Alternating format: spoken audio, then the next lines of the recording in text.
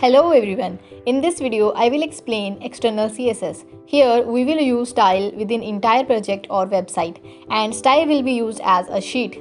We have to create new CSS file and we will save it using .css extension. We have to create one HTML file where we will give link to the new created CSS file. So syntax will be like this. In href, we will give CSS file path, and in relation, we will give style sheet. Now let's move to the code. I'll do some changes in the previous code. So I will create new CSS file. In body, I will give some CSS properties. This CSS file you have to link with HTML file. So in HTML file here, I will use link tag and will link with the CSS file.